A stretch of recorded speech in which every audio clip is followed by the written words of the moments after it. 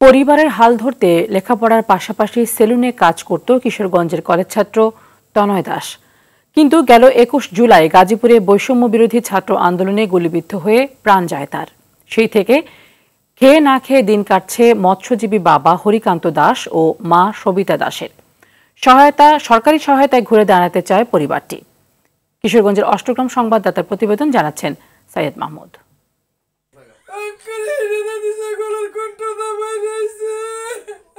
২০ বছর আগে কিশোরগঞ্জের অষ্টগ্রাম উপজেলার বাঙালপাড়ার ধলেশ্বরী নদীর তীরবর্তী ভাটিনগর গ্রামে হরিকান্ত ও সবিতা দাসের ঘরে আশার আলো হয়ে আসে একমাত্র পুত্র সন্তান। দরিদ্র পরিবারে বেড়ে ওঠা তনয় দাস এসএসসির গণ্ডি পেরিয়েই গাজীপুরের বোট বাজারে একটি সেলুনে কাজ নেয়।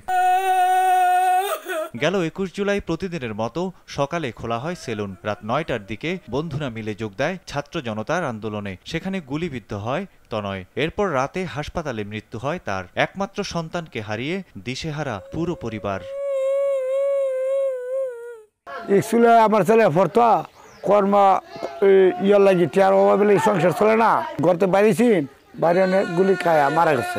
আমরা তো একটা ছেলে আছেন, কেউ নাই মাত্র আমরা গতিটা কি হইবে, আমরা কে দেখবে? তনয়ের মৃত্যুর পর বিএনপি ও জামায়াত নেতারা অল্প কিছু সহায়তা করলেও সরকারিভাবে এখনো কোনো সহায়তা পায়নি পরিবারটি। অসহায় পরিবারের পাশে দাঁড়ানোর আকুতি প্রতিবেশীদের কণ্ঠেও। উপরওয়ালার খেলা তারে নিয়ে নিছে, কিছু করার নাই। এখন সংসারের প্রতি অনেক দুর্বল, দিন আনলে দিন খায় এবং পরিশ্রম করে সংসার চালাইতে পারতেছে না। মায়ের ওগুলা ছেলে সংসারটা মানে গুলি খায় মারা গেছে, সংসারটা অচল হয়ে গেছে। সৈয়দ মাহমুদ, RTV।